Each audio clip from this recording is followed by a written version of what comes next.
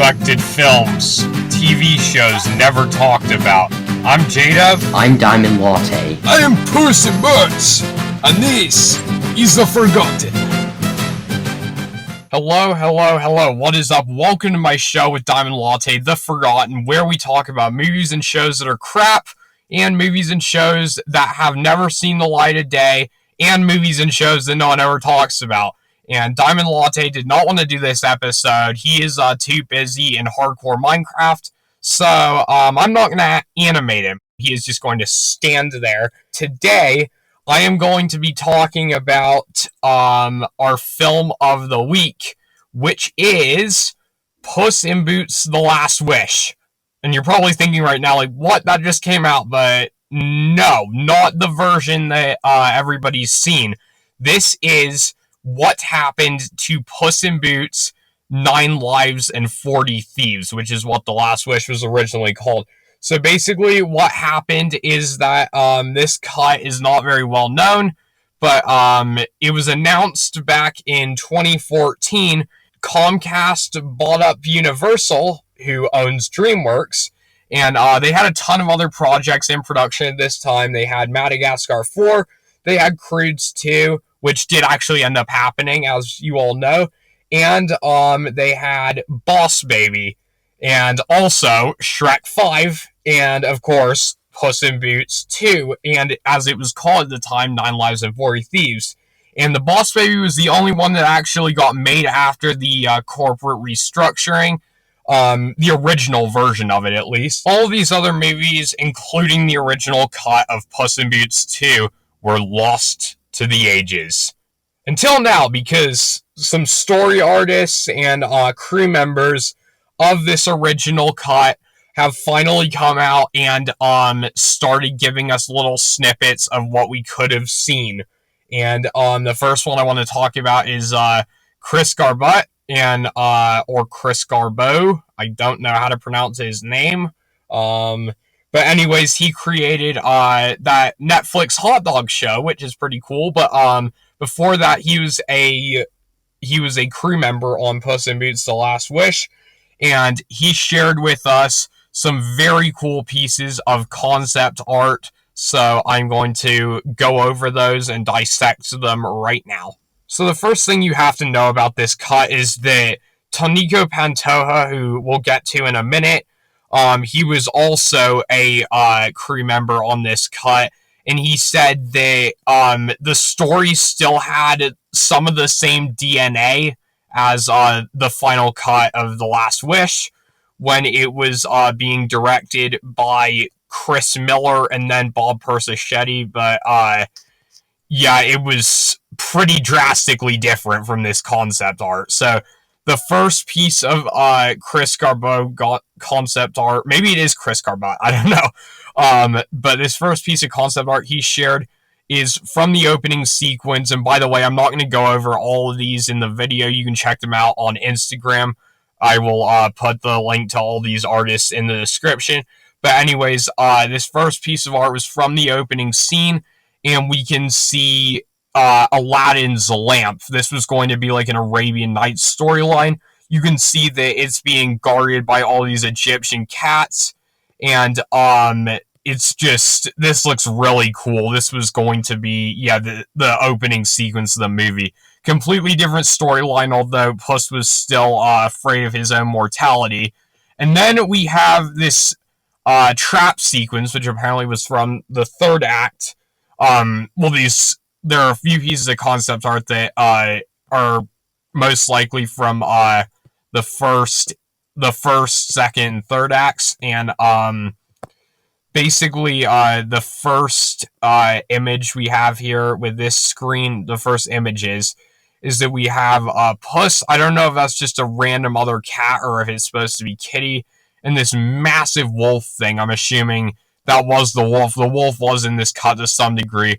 Then we have Puss being surrounded by a bunch of little female cats with weapons. We have Puss standing on top of a roof with lightning, and it looks super cool. We have all these soldiers. Puss gets struck by lightning, which is one of his original deaths. then he's being surrounded by all these soldiers again, and the last frame there is a giant explosion. Really nice art here. And then we have this third act trap sequence. We have this giant executioner guy facing Puss and Kitty. Then we have them running around this gladiator arena. This actually looks like Gladiator, the movie Gladiator. I really would have liked to see what this would have looked like in the final cut. And we have the arrow coming down. We have all these archers, and then Puss looking at his own reflection, and then Puss and Kitty trying to dodge all the traps. And this is just some really cool concept art. It gives us a good idea of what the movie originally would have been. And yeah, so that is it for him.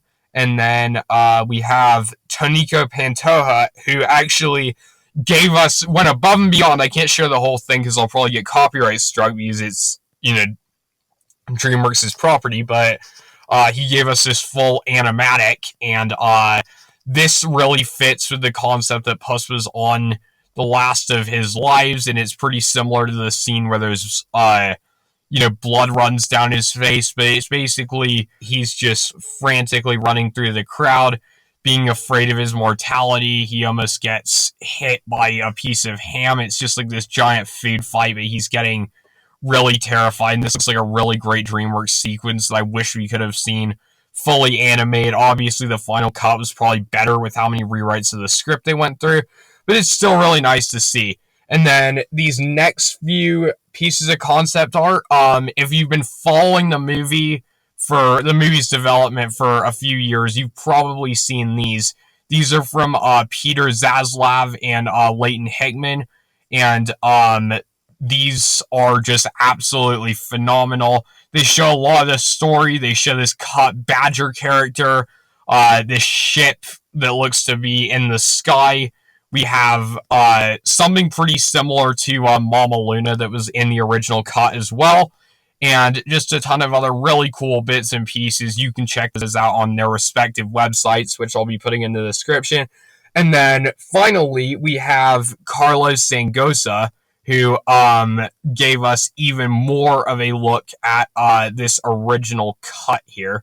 This first bit is they're leading Puss to the gladiator arena. This badger thing is dragging him there, and we also saw that in some original concept art. I believe it was Peter Zaslav that did an original piece for that. And then we have these bad A flying things, have no idea what they're supposed to be. They look like they're wearing these pumpkin masks. And speaking of villains in this movie, there were a lot of original villains. Chris Garba also did some really cool concept art of the original villains. There was a wolf still originally, but he was an archer instead of having the sickles. Then we had this minotaur thing, and he's looking really sick, and a lot of other really cool bits and pieces. And then there's another shot of Puss coming into the gladiator arena, and he's shoved in a barrel. Yeah, that's about it. So basically, through this concept art, we can piece together that Puss was trying to probably find the lamp. I bet he was going to ask a genie to give him his lives back instead of the wishing star.